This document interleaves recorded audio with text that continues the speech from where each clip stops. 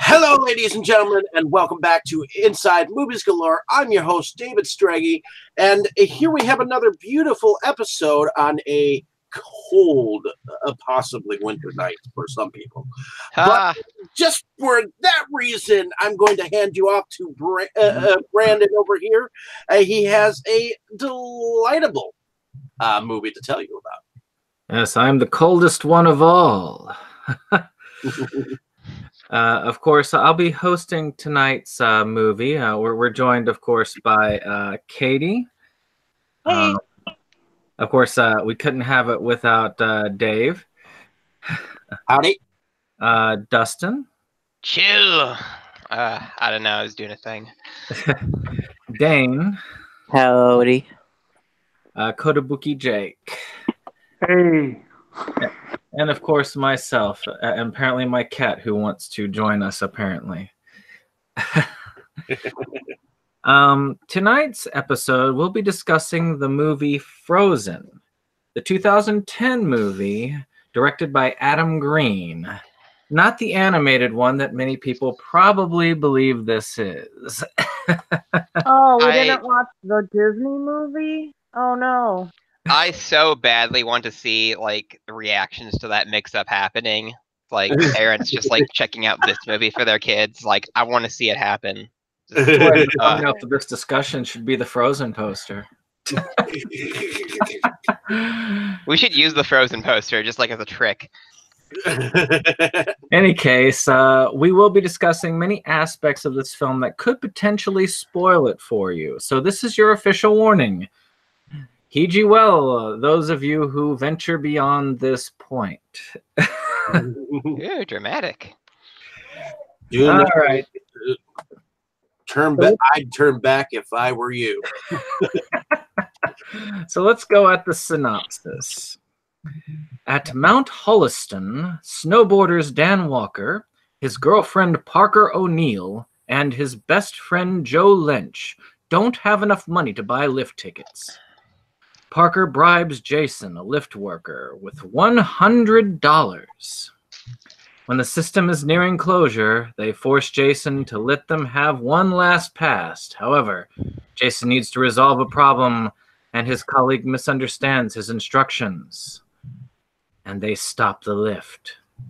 The trio of snowboarders is trapped in the chairlift on the top of the mountain.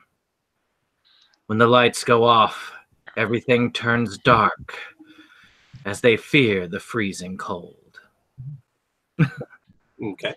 That was very storybook. Wow. Very grim. Pretty much how it happened. IMDb for that. I want all the synopses to be like that. Like a modern fairy tale. Marley was dead to begin with. First I was dead. I'm going to start from my left to right here for this. Overall impressions, Dane, what were your first impressions? This is your first time? First time all the way through. I got it about halfway through the movie like twice before, and I, for whatever reason, never finished it. So yeah, I got to finally finish it. And, you know, here's the thing. I think the premise is really, really good. I think that's easily the strongest thing about it. I don't think it's quite as well executed as it could be. But, you know, what's there isn't bad. It's solid. It's just not, doesn't quite reach its full potential. But the premise alone is intriguing. Okay. All right. Well, Dustin. Oh, I see what we're doing. So first impressions or like first time we saw it? A little bit of both. All right. Well, I first heard of Adam Green through his Movie Crypt podcast before I had seen any of his movies, and he would talk about them a lot, and so I'd be like, what the heck is Frozen? And I saw it for the first time, I think a couple of years ago, and I was like, oh, that's pretty good. So I had a pretty positive initial reaction to the film after having heard like so much about it for so long without knowing what exactly we were talking about. And it's one of those movies that I found it last fall, and I waited to watch it till summer because I'm the kind of person who's like, if I go outside and it's under 40 degrees, I think I'm going to die out here from cold. So it was pretty intense watch for me. I mean, having seen it times now, it still kind of gets you a little bit. So, I mean, I've got a pretty positive impression of this film, and I'd recommend it to people if they're into like a long form drama. All right, Dave, is this your first time? No. We ended up having like when it first came out, which it was 2010, so that's like what, 9 years ago. We had a freebie a month with our cable thing, and so it ended up being like one of those 3-day rental things. So we flipped it on because it sounded interesting. And my first time viewing of it, I wasn't a fan of it because I thought it dragged a little bit. Where there were moments that I thought at least that particularly first time, you got these three people, and I believe the one actor was just fresh off the X-Men trail. So you got these 3 actors. They get up in the ski lift, and then it felt to me like they did nothing. But seeing it a second time years later. I actually saw that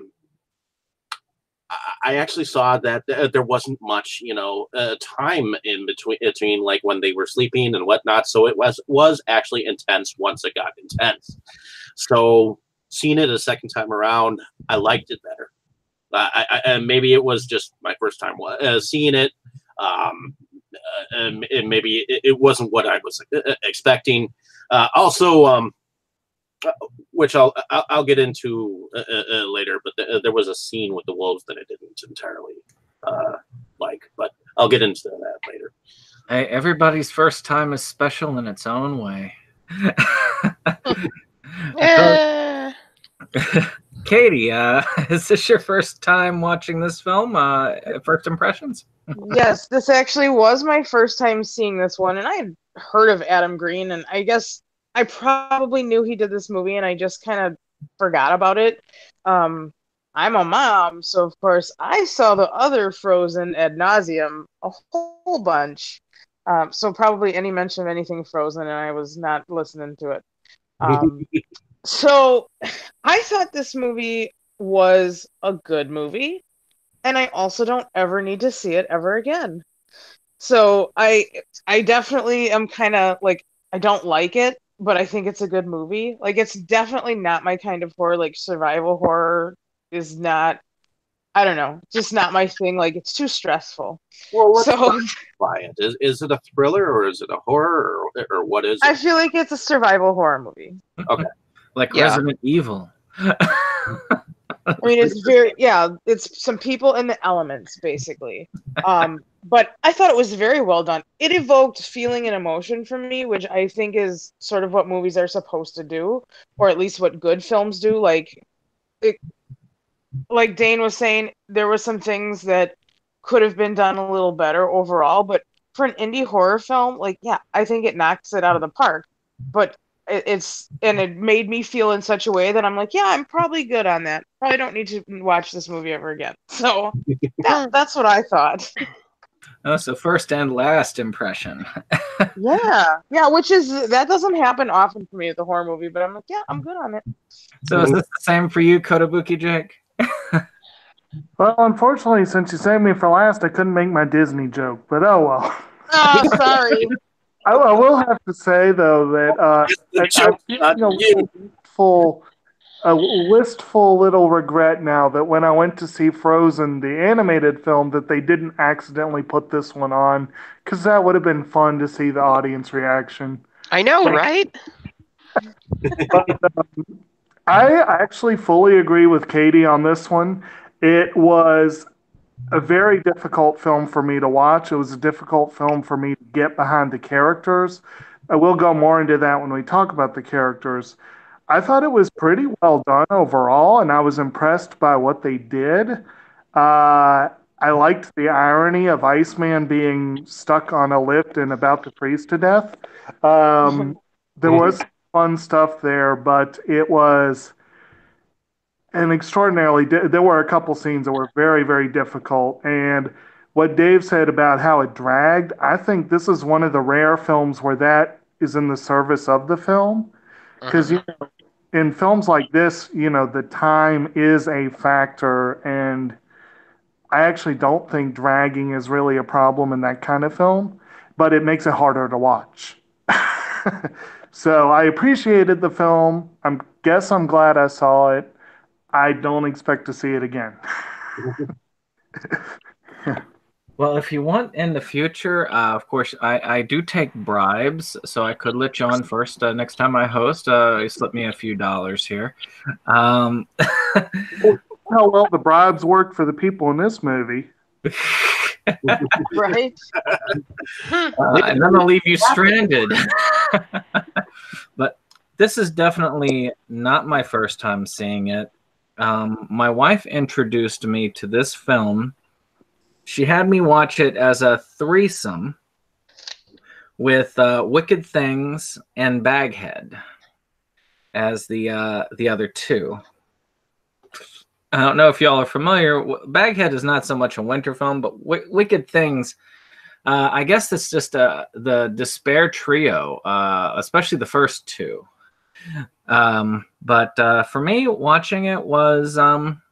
it's one of those that I have to be in a special mood to watch. And I had okay impressions, especially when I came up after Wicked Things, because I was feeling really down, and seeing something like this, how it got through, was oddly enlightening and kind of positive comparatively. So with that first impression, I thought it was reasonably good. So I guess let's move on to the real discussion at hand, which we start with the plot. Did you all think it was an interesting story? Was it easy to follow? A little bit entertaining? Well, it gets right to the point with, I mean, there is the first, 20, 30 minutes or so, like establishing, how do they get up there? That's a little bit slow. But after that, the movie moves surprisingly fast. Like, I didn't really feel that any of it drug once they got on the lift and got stuck. Like, everything felt relative. For it all being shot in pretty much one spot for 2/3 of the movie, yeah, I thought it moved really well, considering that fact. Exactly, and it's a little funny. I was listening to the commentary after I rewatched the movie, and Adam Green was talking about like some of the things that people have been like, oh, you can tell it's a soundstage. It's like, no, we're really out there. It's like, oh, look at the CG wolves. It's like, what CG wolves? What are you talking about? Everything was practically shot in that whole film, which I appreciate about it. Like I said, great movie. The subject matter itself, it was really a pretty simple plot. And I think while there was some trying to make us like feel for these characters, sort of get invested, I felt like that was done sort of quickly. But I think Adam Green kind of tends to do that in his movies. Like, there's not a lot of character development, so there wasn't a ton of that. But I thought there was, it got better as they started to struggle more. There was more, the plot it was multi-layered at that point. But there was one thing in particular that really took me out of the story and out of the struggle, and that was the wolves. Because I felt like the wolves wouldn't really act that way. Like, what I know about wolves is they don't really attack humans, like prey on them like that. And so that was the one point where I was like, oh, yeah, but I kind of don't believe the wolf part. Yeah, maybe the first part, but the last one where they're just hunting down the characters. That's not realistic. Like Generally speaking, carnivorous animals, unless they're hungry or you're a threat to themselves or their babies, generally speaking, they'll leave you alone. Wolves especially. And this is I've had hill where there's people.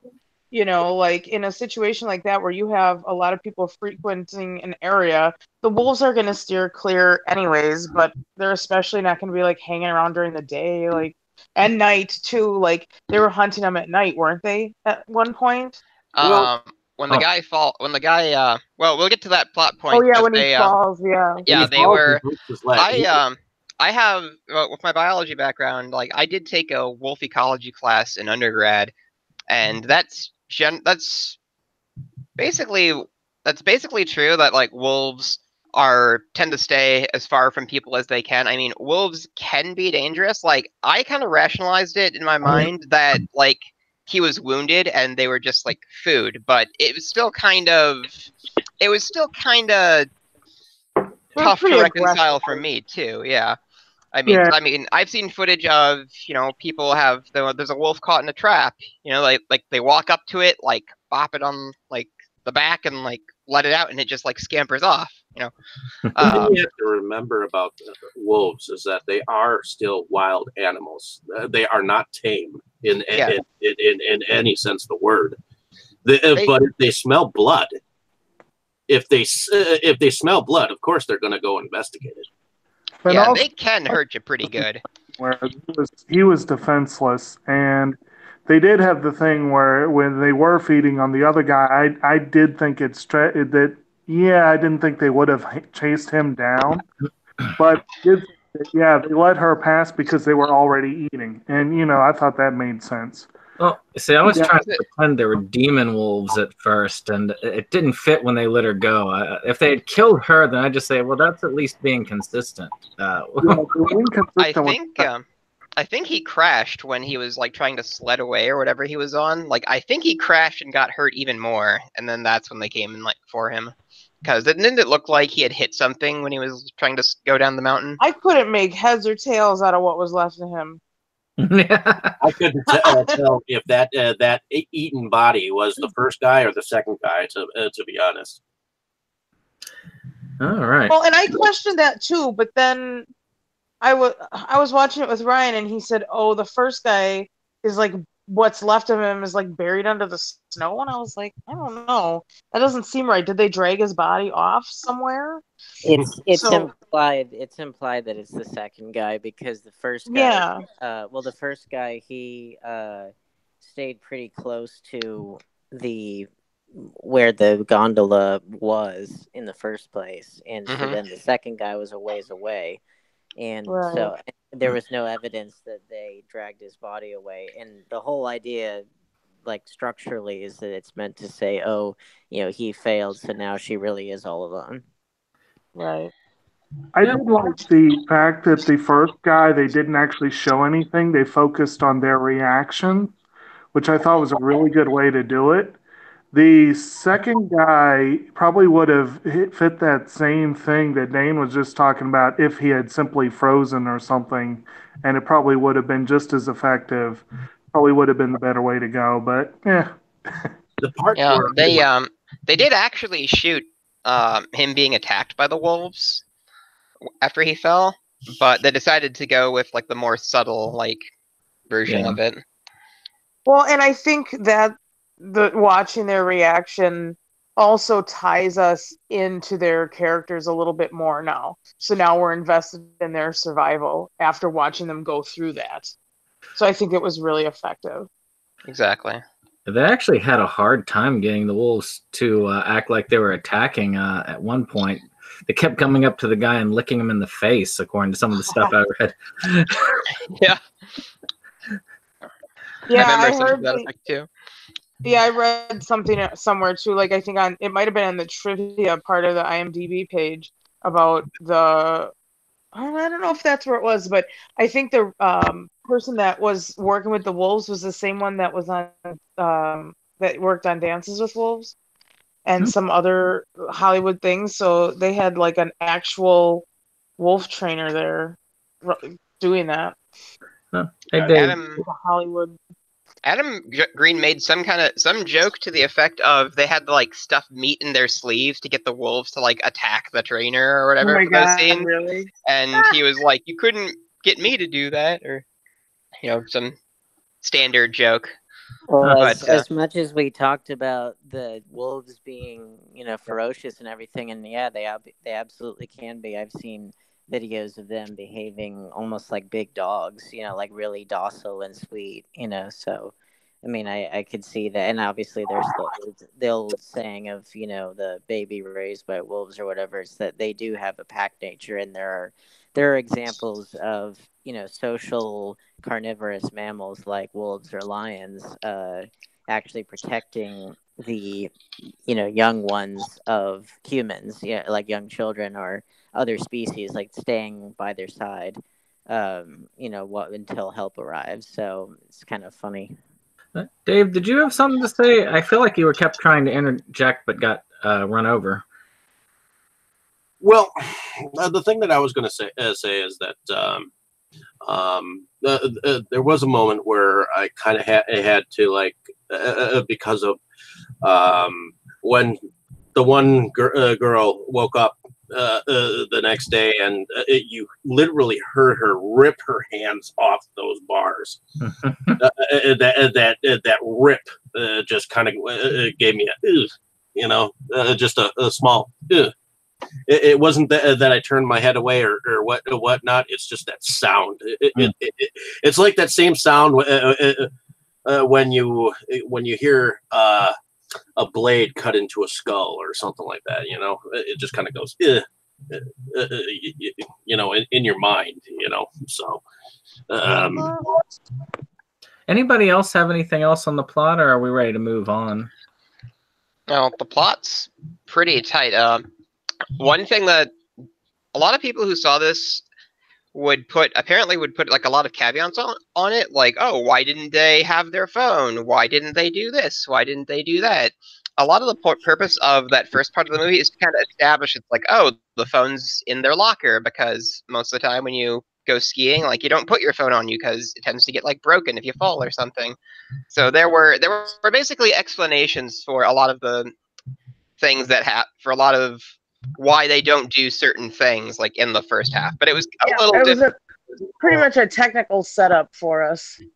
Exactly. It was kind of easy to miss if you weren't like super looking for it, though. And this is one of his earliest movies. Like on the commentary, he's talking about Hatchet 2 comes out tomorrow or something like that.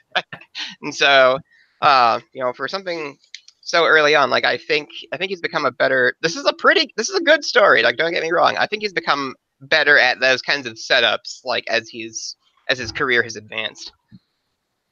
But I can see why some people would be like, oh, the beginning was kind of slow. And honestly, like, it didn't bother me that it was a little slow. It was fine. Like, I saw what was happening. I saw we were getting set up for what it would be. And it was kind of interesting. I actually have a tie into and maybe why this movie hit me so hard. I actually have a tie into dying on a ski hill. I almost died on a ski hill, but not I was in a car on a ski hill. Yeah. But yeah, it's a weird story, but we drove up the side of the ski hill in my friend's truck, and we got stuck like halfway up the hill, couldn't go any further, and we were worried the truck was going to roll, and the nearest thing was the poles for the ski lift. And I thought, oh no, we're going to roll backwards right into one of those things. But yeah, so it was this whole saga where I almost died on a ski hill. Obviously I didn't, but I don't know where I was going with that. Hey, I stopped the chairlift once. I was learning to ski. I skied off the wrong way, right into the operator and into the handle. So it knocked the ski lift out for a few minutes. Oh, it was all your fault. They totally foreshadowed that too. That was a nice little plot point where, the ski lift stops and they're like, oh, get them. That really worked later for when they did get stuck and they weren't freaking out until like the lights went off. Mm-hmm. Whoa. And the way they sort of roll up the hill and go off. That was creepy. Well, to me, the whole plot, even though I know it was executed well, I know I've skied before, and I've never left the bunny hill, to be honest. But I mean, I've gone down the hill a couple of times, but I probably am not what is it, an avid skier. So, Adept. or I'm not very adept. I learned to at least go forward on my skis. You know what I mean? So I am not a danger seeker. Pizza and French fries. like the South Park episode, or Yes, exactly like that. But, that's really how it works, huh? Neat. These guys decided to go up into the ski thing. Even against the weather, even against the odds, even though the park was closing. You don't do that. Yeah, to be honest, our main characters were kind of assholes, like to some extent. Well, yeah, it's not until they're actually freezing to death that they start actually looking like people. Actually, that sounds like a good cue to move on. If y'all are good with it, because our next thing is characters. Are there any favorite characters? Do you feel they fit well into the story? I mean, my favorite were the wolves, and so because they removed some of the characters I disliked. But I'm going to pseudo cheat and say my favorite characters were Adam Green and Joe Lynch, because they appear as themselves, like on the ski lift during the first scene when it breaks down in the daytime. Like, it cuts to like these two guys with beards like behind them, like, oh, come on, and that's Adam Green and his friend Joe Lynch, who one of the main characters is named Joe Lynch. He kind of made the comment on that track that's like, I'm really uncreative when it comes to like character names. It's like, I just want to write the story and I don't really put much thought into that part. So he just kind of uses the names of people he knows, and you could kind of tell like all throughout that he did stuff like that. Yeah, there was a bunch of those little Easter eggs in there.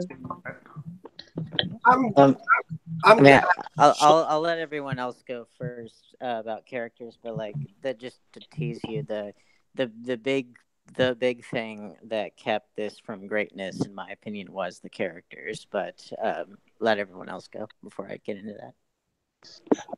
I fully agree with that. To me, the characters were shallow, selfish. They had no regard for the rules. They did do something incredibly stupid by ignoring the guy's advice and going up there, even though one of them was a novice. And one of the reasons I had trouble with the film was for the first half of the film, I didn't care at all about any one of the three. I kind of like Parker because she was cute, and I kind of like Sean Ashmore. So yeah, I give Lynch, but the other guy, well, he had nothing going for him. So that's it. And it was, they were horrible people. And as the movie went on, you found out that, well, no, they're not quite so horrible, but the damage was done. Mm-hmm. I would have to say that my favorite character was seeing Kane Hodder in there. I mean, even though he showed up for just mere minutes. Yeah, that was good.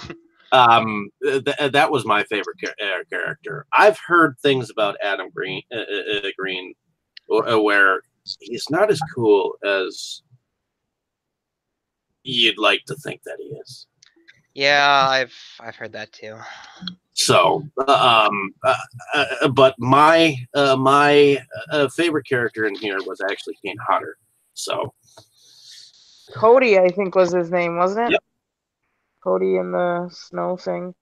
I didn't really have a favorite character per se, but I guess I would just comment on Parker as, sort of a different take on the final girl. I wasn't sure if she was going to make it. I mean, she obviously had the least chance and ended up pulling through. So, but I do feel like we got to know the characters well and started to feel for them once they were already in peril. And I don't know if that was intentional or not, but I feel like it really heightened that sense of like, oh, stop telling me about your puppy that's at home and gonna starve to death. Like, you really can relate to them then, not so much in the beginning when they're being, asshole jerks. So I'm not sure if that was intentional on Adam Green's part or just like, let's hurry up and get to the meat of the story. I think it kind of was, because what they go through, like, you can tell it kind of forces them to confront reality a little bit, because you can tell that their priorities are kind of messed up. It's like, oh yeah, we're just, hanging out and like partying. We haven't really given our mortality any serious thought. True. Typical, young adults, invincible attitude kind of. Yeah, and there were jokes that a lot of people who saw the first part of the movie, and they were like, "What is this, like a CW show? Like, what's going on?" Yeah, kind of. Yeah, I see that. And who hasn't wanted to see like those 20-somethings in CW shows die horrible deaths? I won't argue with that. Well, I guess we can move on to special effects, because they did have some decent special effects. Well, did we get to at least gore effects? Yeah, I didn't do my spiel about the characters. Yeah, Dane's got some. Sorry, Bring it on. Totally forgot. I totally didn't. Close combat. Do it. Well, all right. So, I mean, I'm with Jake about the fact that they were pretty unlikable. The thing is, like, and again, I'm a big fan of movies that have unlikable characters.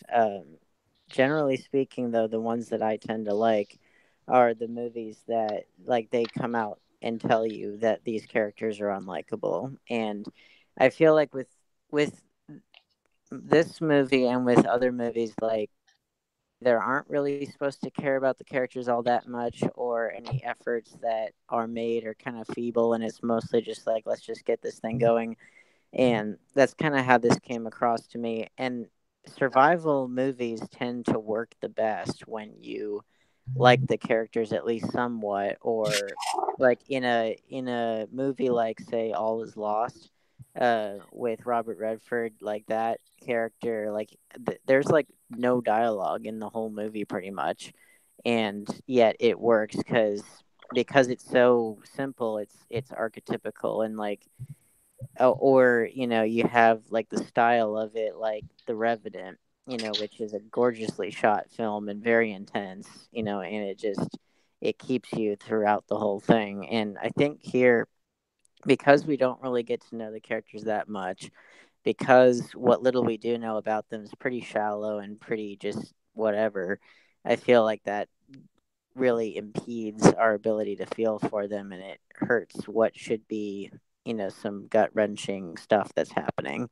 Now, granted, in terms of, what actually happens to them, like legs getting broken, getting eaten by wolves, and frostbite and all that kind of stuff, that's pretty horrific. It loses its impact when they just don't have a whole lot redeemable going for them. They're not all that interesting to listen to, and the attempts that they make to humanize them are just very shallow, and I feel like it. And again, you don't need that much to make it work. Like, I know that Jaws is. Yeah, I think they even reference Jaws at some point, or Sharks. I know that they reference Sharks for sure, but it's just like there's, they even the characters in Jaws aren't that complex, but they've got enough going for them that great actors can bring them to life. And I felt like not only were the characters not all that well fleshed out, but I think that the talent in front of the camera, I don't think that they were strong enough to bring to life what little there was, Because even like in a movie like Gravity, Sandra Bullock's character or any of the characters are not terribly deep, but they just have great actors to play them, and they're able to get out of it whatever they can. And I feel like I wanted them to. Go on. I was gonna say, I just feel like for an indie movie, it was a valiant effort on the actors' parts for an indie movie. Yeah, I didn't not believe them, like, for a second. Like, they sold every bit about their characters to me. Like, I didn't see any issues with the acting, and I did want them to kill Sandra Bullock in Gravity. I was let down when she didn't die. Spoilers for Gravity. Sorry, kids. Well, I wasn't a fan of Gravity either, but I thought that she, acting wise, was able to make, a silk purse out of a sow's ear script wise, just because there Yeah. just was very little to go on. And I'll not agree to with say that. not to say that the acting was like irredeemable or anything. I think that was it Aaron Ashmore or Sean Ashmore? I can't remember. I Sean Ashmore. frankly do not know. Yeah, because one of them is Jimmy Olsen on Smallville, and the other one's Iceman. But yeah, and I've met both of them actually. But yeah, I think he was probably the strongest actor out of all of them. The weakest was the boyfriend who dies. And Yeah, he was kind of a throwaway character in a way. well, and it's just I don't know. Some of his facial expressions were just they made his plight just laughable, and it's like I know that wasn't the intention, but that's how it came across. Well, hey, it could be worse. Like this weekend, I saw Sleepaway Camp 2 and 3 and watched them like totally stone faced and like took everything at like face value without any like jokes to it. Because a lot of people were like, "Oh, these are hilarious cult classics," and I just watched them like in full seriousness, and I was like, "Geez, I'm supposed to be laughing? They're screaming way too much."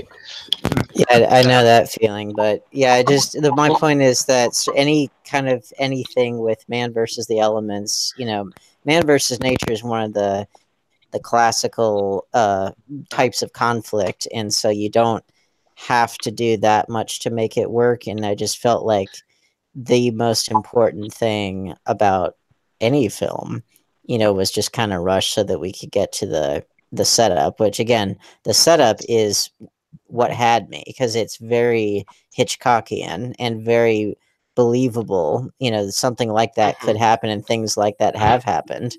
It's just we don't have a solid enough cast of characters to get there. I think it's the kind of movie that could definitely be remade in the hands of like a really good writer director, someone with a good understanding of character and how to really flesh out like it'd be great if that was like maybe two people or even just one or peppering it with some kind of flashbacks or something to help give it some kind of good fleshing out of character. I don't know, but anyway, we can move on to effects. It'll probably be the numbers remake from some studio.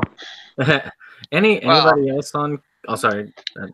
When it comes to characters, like I think I enjoy Adam Green's movies at its best when it's just kind of like blood and thunder. It's like, yeah, let's kill these guys, and then like the music from Doom 2016 starts playing, just like rip and tear. Like I think that's where he really shines, and so it's nice to see him.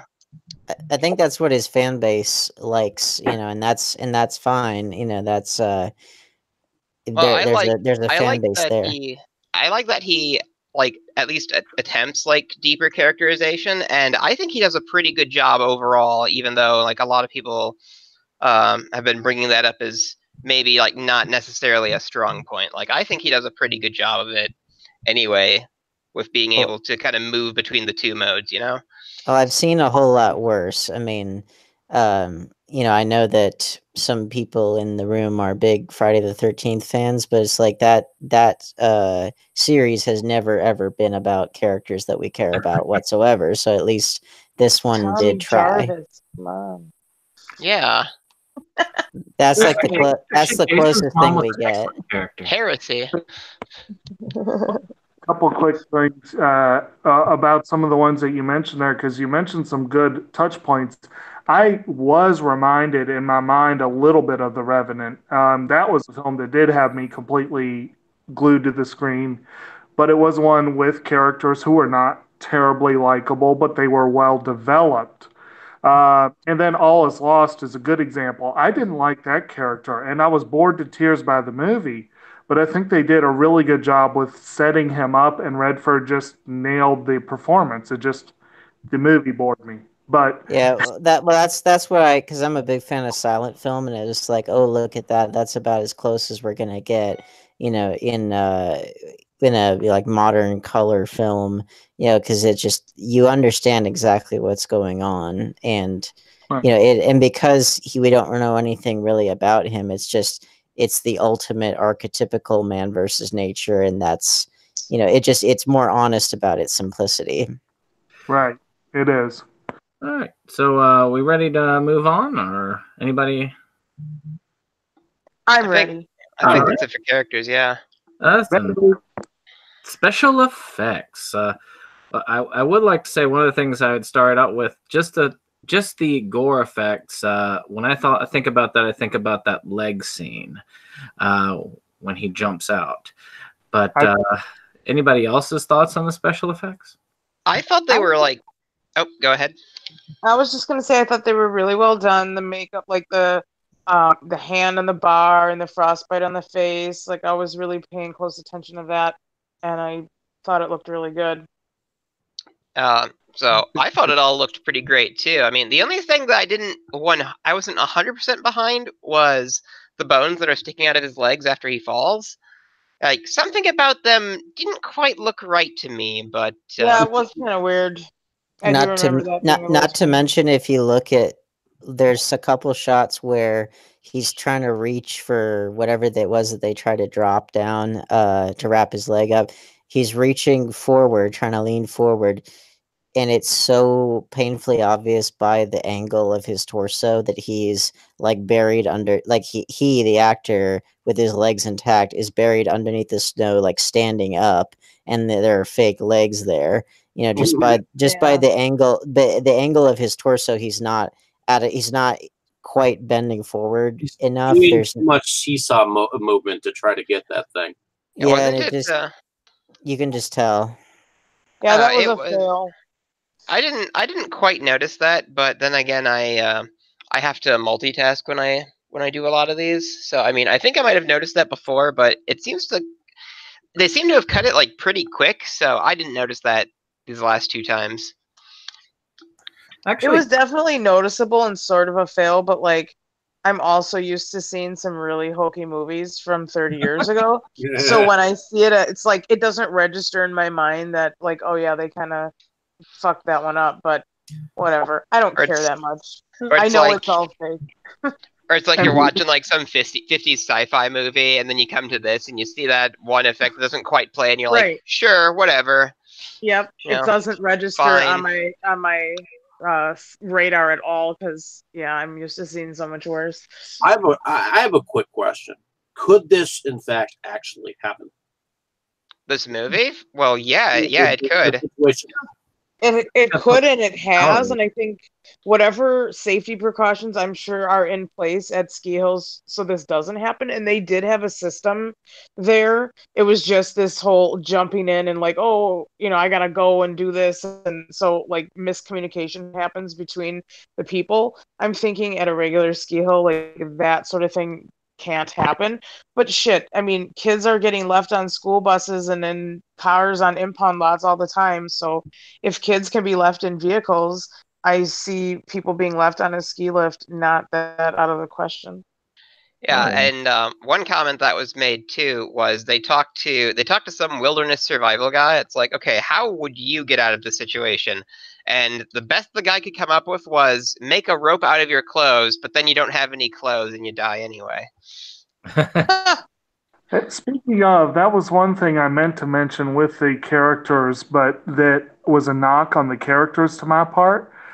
In that situation, you want to be very, very, very, very careful about the stuff that you do have on you. And they were dropping stuff right and left at that beginning part. And it was like she dropped her glove because she was trying to light a cigarette. And then they were throwing stuff at the guy and missing him completely. And it was like, you guys are killing yourselves with everything you throw away. Yeah, Well, that the one thing that bothered me was when Kane Hodder's character is driving that like vehicle like under them, like the only thing that doesn't work for me is that they didn't throw like their snowboard like at the cab of that thing, you know? Oh yeah. Like that was I think the only mistake. I thought yeah, that I would have like chucked everything, at the windows, everything just to get his attention. And here's the other thing that I didn't quite get. Okay, so he tries to go across the cables, and the cables, which are obviously really thick and sharp and everything, that go through his gloves and all that. Okay, fine.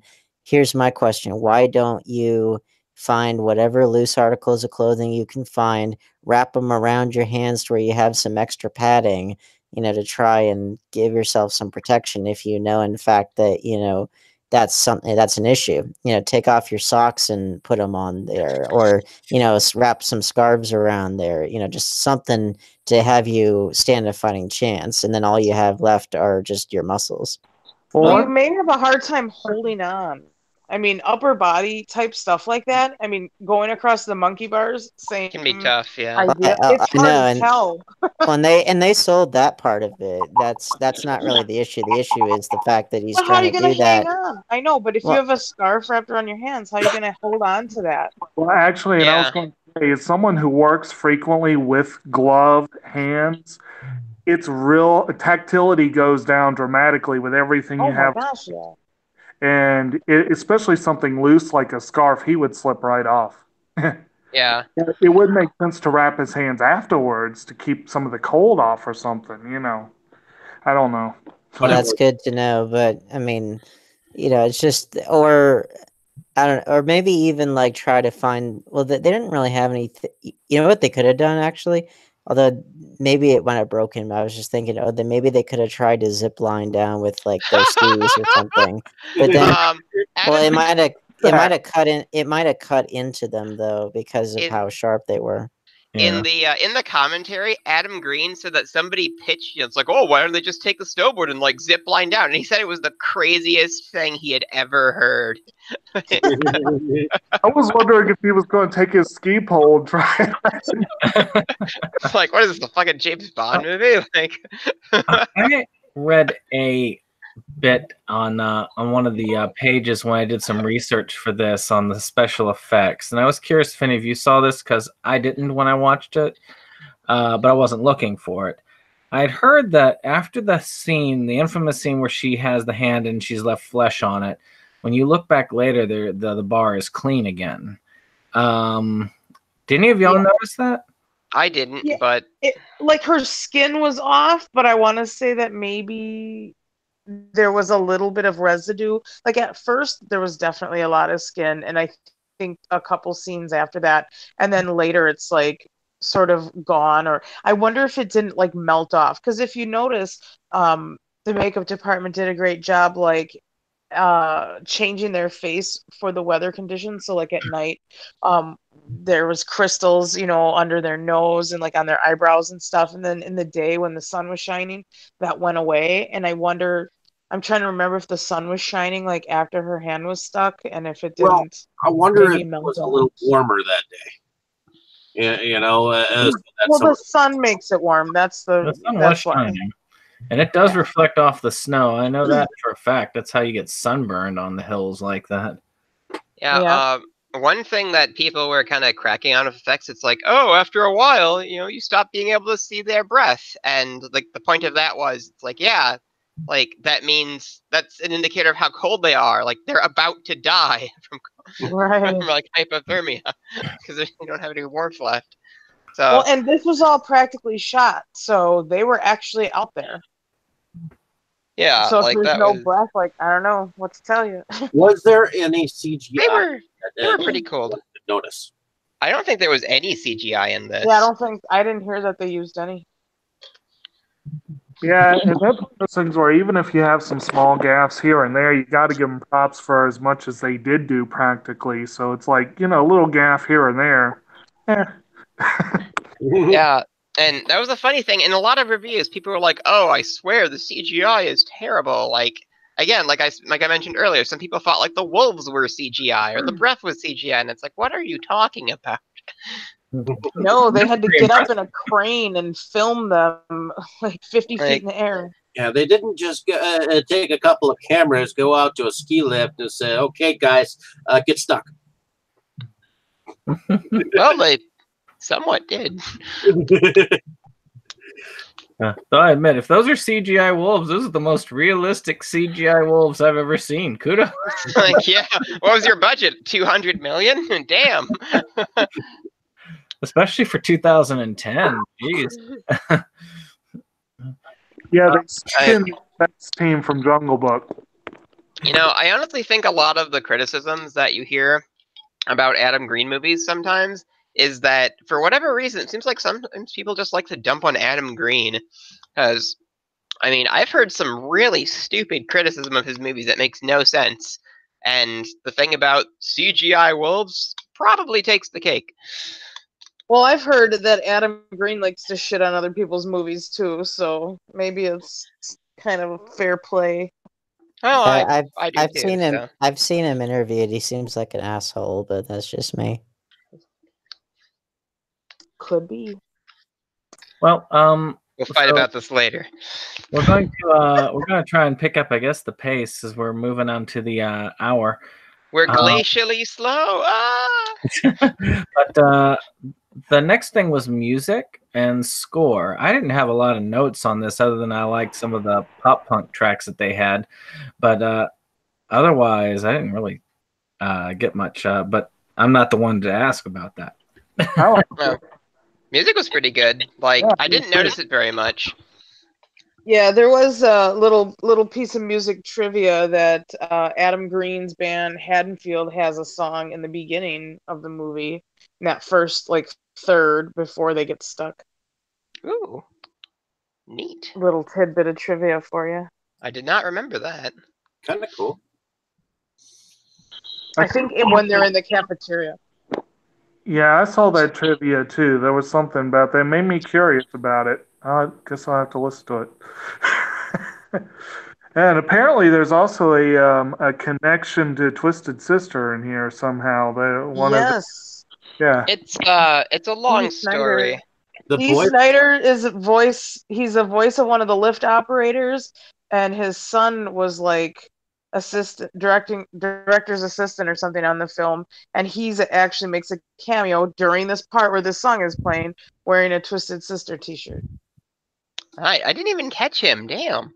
Yeah. Like Adam Green has like a pretty close friendship with Dee Snider. So Adam Green tends to use a lot of his friends and stuff, and so it doesn't surprise me at all that Dee Snider showed up what somewhere. he did through this whole movie is all his friends in this entire movie, pretty much, except for three main characters. Does anyone know Bram Stoker's Shadow Builder, the movie? I've seen it. It has a new Blu-ray release. I've seen it around here and there. Well, the kid who plays in there is actually the boyfriend who plays in here. Really? Yep. So. Oh, the one who was included to make the main characters look likable? Didn't work. Rough. I know he was in the Dawn of the Dead, the remake. Same kid. That's a decent remake. Any other notes on the music or the score? It's fine. Well, if no more, we will move on to favorites, scenes. It's got characters listed here, but I think we've talked on the characters. Things, just basically favorite parts of this movie in general. I think for me, it's probably the whole kind of extended stretch where it's like, I know what I'm doing, I'll get us out of this, and then they just like horribly fail every time.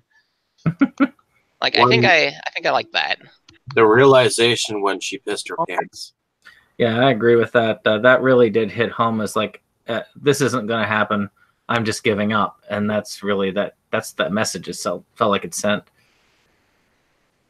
Well, I couldn't find anything to favorite about this movie because all of that stuff you're talking about was all very depressing, and stressful.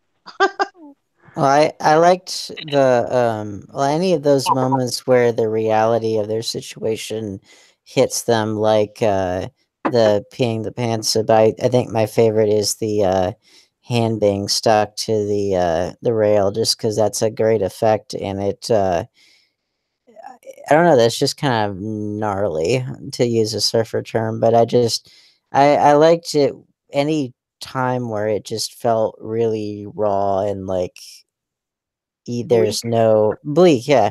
And I mean that as a compliment because I tend to like bleak movies a lot.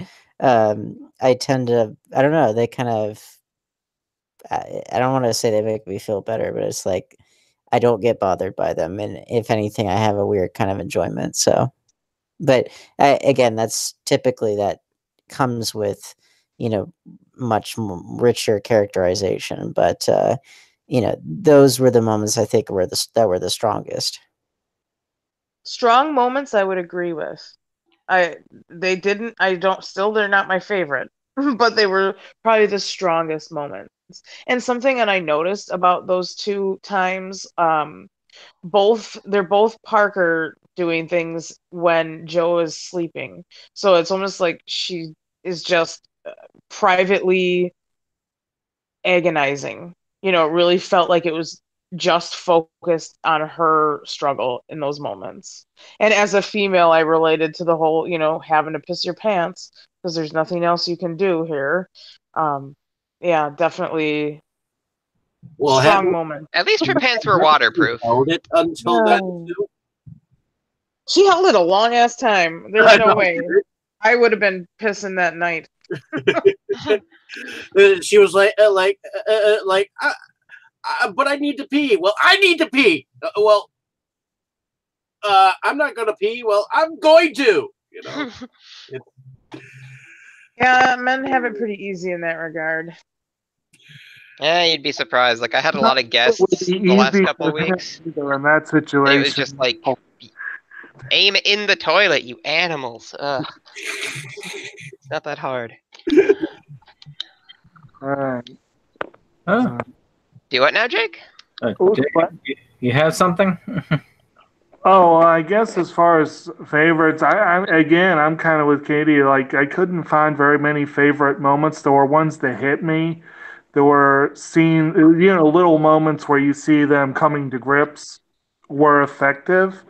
But my favorite probably was the music. I mean, I enjoyed the music, and it was something that was not tinged by despair or bleakness like everything else. All right. Anyone else? All right. Well, I will keep moving. Then it was to additional items of note. Now it says here on this form I'm looking at that they're also talking about awards history, Rotten Tomatoes, things like that. I did look up some stats for this movie. I just wanted to present before going forward. The IMDb rating is 6.2. Rotten Tomatoes has a 63% rating and an audience rating of 46%. Well, Rotten Tomatoes is fucking garbage, frankly, so I wouldn't have even bothered to look it up. And it does have an awards history. I mean, personally, I do IMDb myself, but I know some people live and die by Rotten Tomatoes. Preferably die. The Academy of Science Fiction, Fantasy, Horror Films, USA, in 2010, they were nominated for a Saturn Award for Best Horror.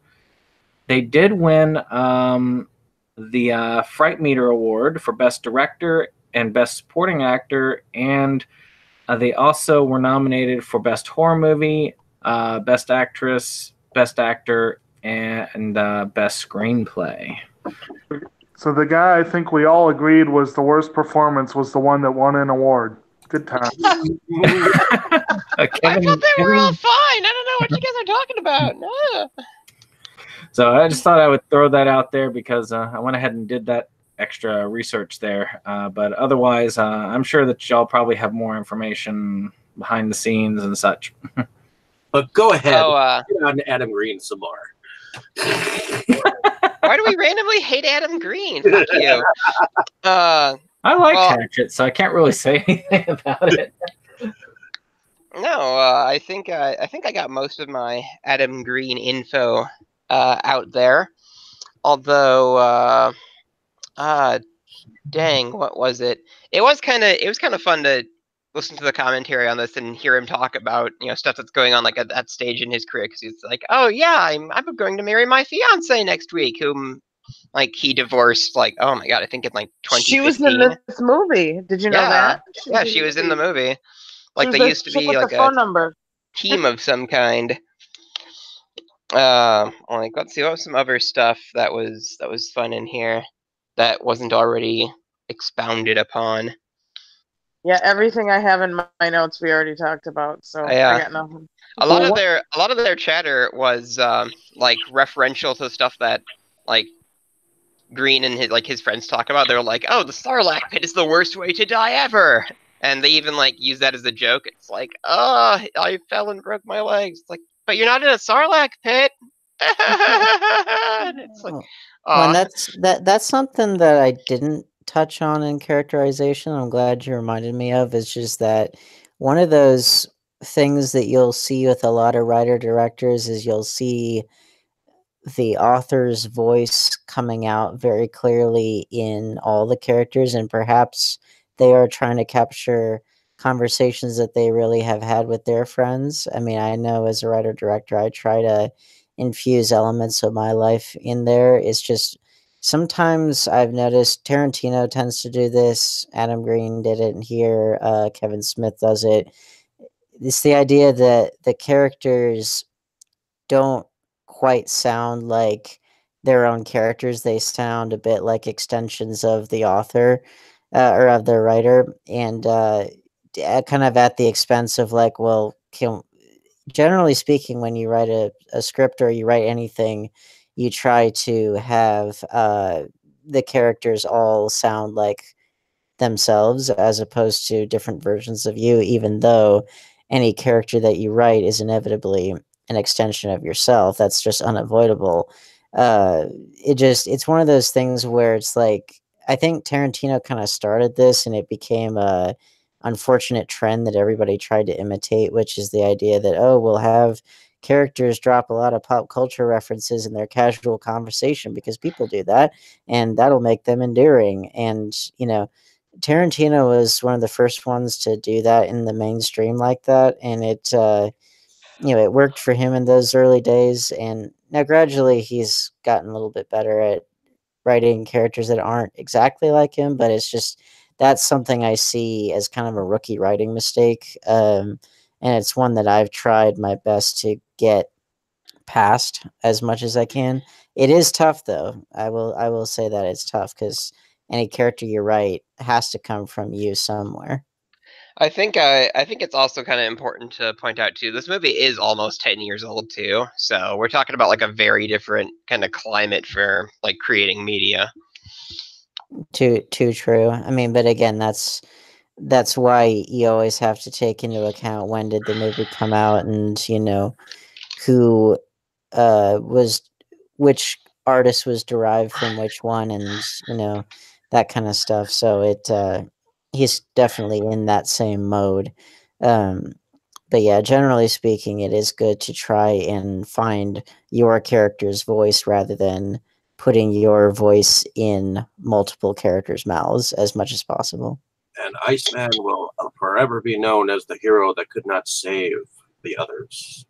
Oh yeah, that was another thing he pointed out too. It's like everybody's making Iceman jokes. It's like, Iceman froze to death, and it's like, I was one of these guys like in an X-Men thing. Like, is that why people keep cracking those jokes?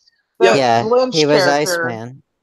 In what? Which one? In the Iceman, in the X-Men trilogy. The two Bryan Singer ones and the Brett Ratner crap fest. Okay, I didn't recognize him at all. I'm sorry, guys. Well, and he's a twin with so it's Sean and Aaron Ashmore. They're both actors. They're twins. I think correct me if I'm wrong. Sean Ashmore was Iceman, and Aaron Ashmore was Jimmy Olsen on Smallville. I never saw Smallville. Same. Stunned silence. I saw certain episodes of Smallville. I was not a diehard fan of it. I was more of if I was a Superman, I got into like Lois and Clark and Superman stuff before that. I just didn't watched start the into animated that. ones. Well, the animated ones are great. yeah. Smallville had its moments, but overall it was a very, very mixed bag. Yeah, I'm watching Tales from the Dark Side now, so yeah, take that with your Black Mirrors. All right.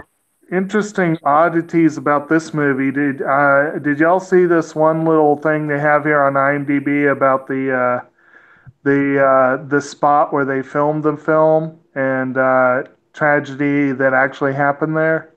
Oh, the suicide. Yeah, that Oh was I yeah. did read that. I thought I remembered something about like hauntings or whatever, it. which yeah, not my I thing. think here at Sundance Film Festival, Adam Green told a story about how the spot where they shot the movie was haunted by a suicide victim who killed himself the year before. An audience member said during the Q&A that yes, she knew him. And yes, that's like, well, it's interesting that they chose that spot. Which I also said in another trivia thing that they chose the spot because that's where the lift stopped when they were doing scouting. I was like, okay. Jeez. I know he's in like a for fun like paranormal like investigator group thing. I remember because in another trivia thing too. This takes place on Mount Holliston, which is like the name of his series, and I think where he's from in like Yeah, the city he lives in or grew up in or something. yeah, somewhere in New England. I I don't remember like quite enough, but just remember hearing him talk about it. It's like he's the one who's like, yeah, we're going out, we're having fun, probably not gonna find anything, da da da. And then like his friends are like, nope, everything's a ghost. It's like, well, no, that's just the light bulb. Nope, ghost. So it kind of makes me think of that to be reminded of the haunting of Mount Holliston. Haunting of Mount Holliston. There's your next project. So, closing arguments, anyone? It's a decent movie. Like check it out. Just maybe wait for spring or something. I think it's a good watch in the middle of winter. At least I was cold the whole time I was watching it. I was like shivering.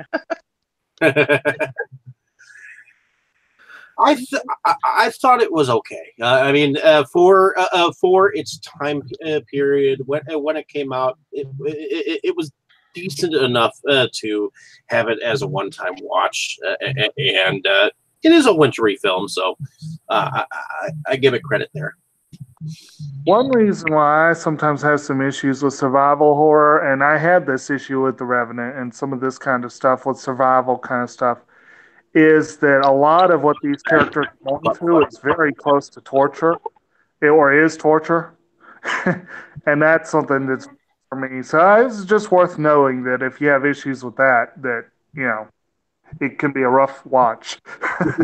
I know. I'm usually very sensitive to people being tortured in movies, and it didn't really ping off for this one because it wasn't like being inflicted on them maliciously. It was just kind of like, well, you're in the wrong place and you're like ill prepared. Actually, that's probably kind of the whole point of this movie. It's like be prepared. It reminds me of when I first saw the Blair Witch Project, like with my friend Andrew, and like he's an outdoor education major. Like he knows all this like outdoor survival stuff. Like 5 minutes into that movie, after meeting the characters, he was like, "These people should not be in the woods." And then 10 minutes into the movie, he was like, "They're gonna die out there," and you get the same feeling here. I think the whole point of the movie is to follow the rules. There are reasons why there are rules involved in these ski lift parks and whatnot. I mean, obviously there was a storm coming. Yeah, Sure. they definitely should have followed the rules. I think the big difference, you brought up Blair Witch, big difference between these is that with the Blair Witch, yeah, they were ill prepared and they were amateurs and everything.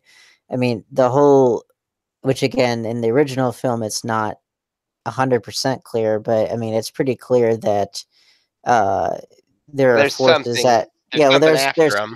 there's forces at work that make it impossible for them to get where they're going. And in the 2016 Blair Witch further clarifies that idea.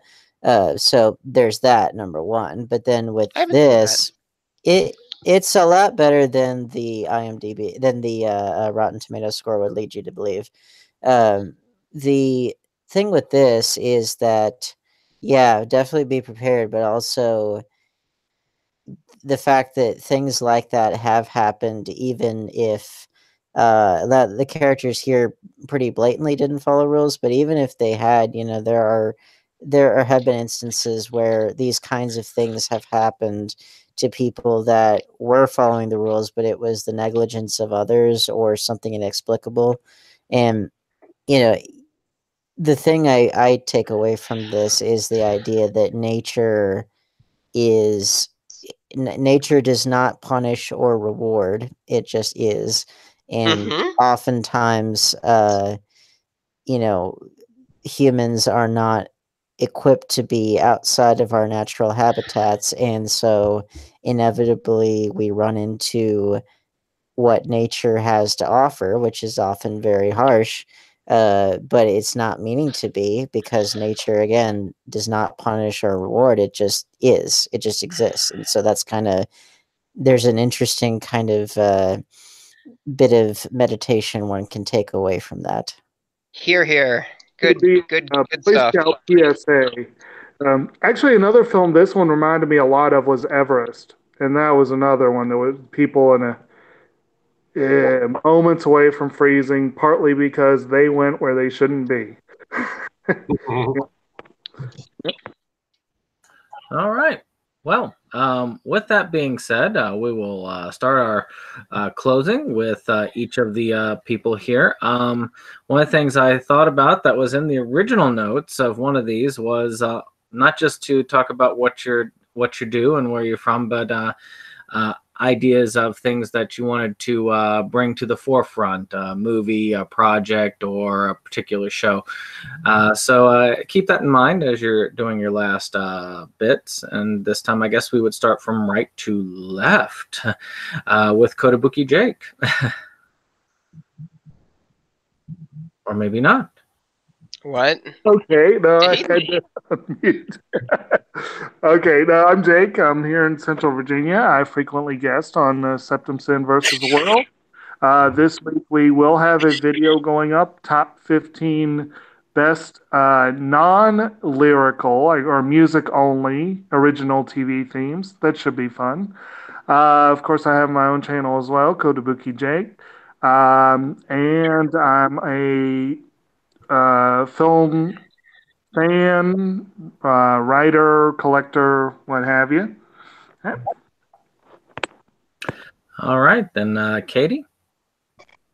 Sure thing. I'm Katie Cadaver from Milwaukee, Wisconsin, and I'm a body positive horror artist and alternative model.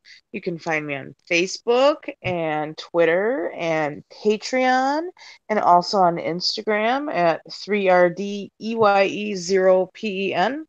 I'm also the makeup artist for the horror punk band Ratbat Spider. You can listen to them at ratbatspider.bandcamp.com. And I'm also a dead girl for Dead Girls Dark Coffin Classics horror TV show. You can watch episodes at vimeo.com/ddcc. I am also a Tromed with Trauma Entertainment, and you can find all things trauma at trauma.com. I also perform and produce for Grindhouse Tees Burlesque Productions, and you can find us on Facebook, and we're currently getting shows lined up for our 2019 season and looking to hear from performers and bands that want to get in on the fun. So those people can contact us through the Facebook page.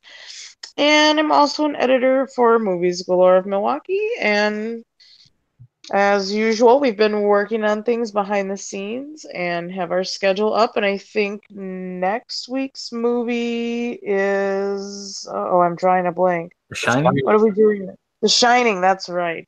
And there will be... brain part. Okay, and well... Dane's going to host us next week, right? That is correct. Awesome. It's going to be interesting. Actually, yeah, Dave, it would be your turn, I guess. Okay. My name is David Strege. I normally run this podcast, and I do reviews on this channel. But I believe we have gotten to a point where all of us are hosting this show. So definitely check out some of my cool reviews that I have on this channel, as well as some of the other podcast discussions that we have had in the past.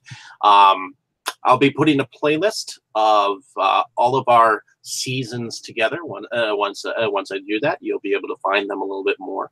I will also probably be updating our podcast garden with some of our episodes because it's been a while since I've done that. And I also blog at Movies Galore Milwaukee from time to time. I've just been focusing more on the YouTube channel, so definitely check out anything that's here and like, share, and subscribe.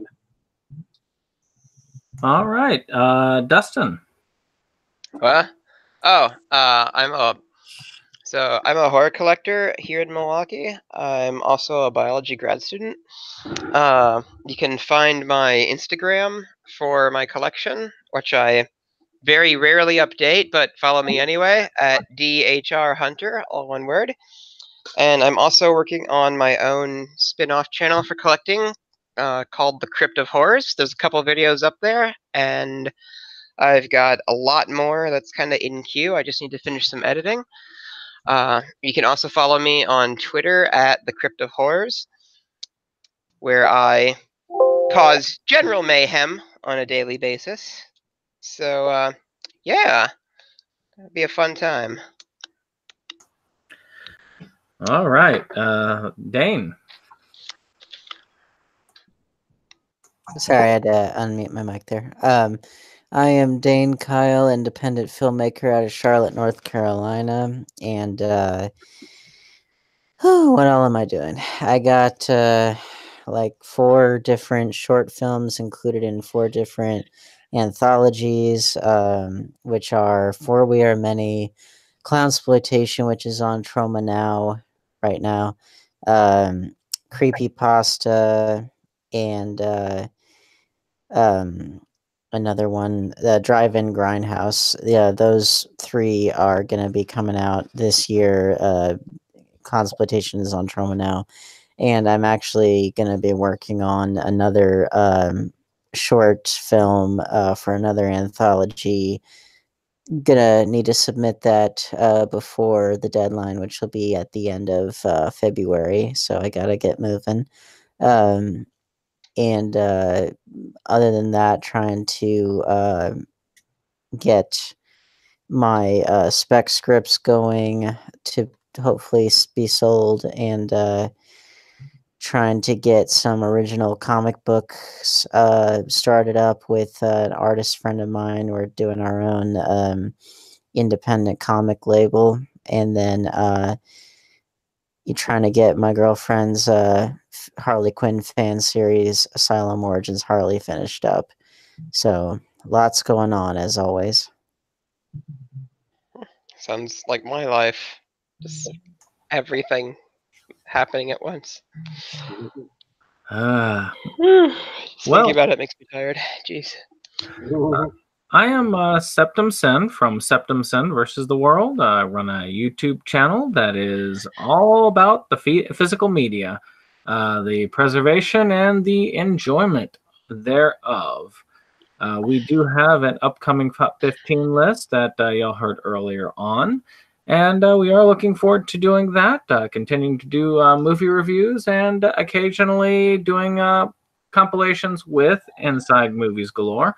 Matter of fact, I'm hoping in the next few weeks we can do something soon. And with that being this case, I'm going to hand this back to Dave to end us off. I have one more thing real quick. So if you're in the Milwaukee area in April, be sure to come check out the Twisted Dreams Film Festival. It's a horror film festival where we have independent directors from all over, especially Wisconsin, show off their films. And we have Joe Bob Briggs, like there. So come see Joe Bob Briggs. Do it.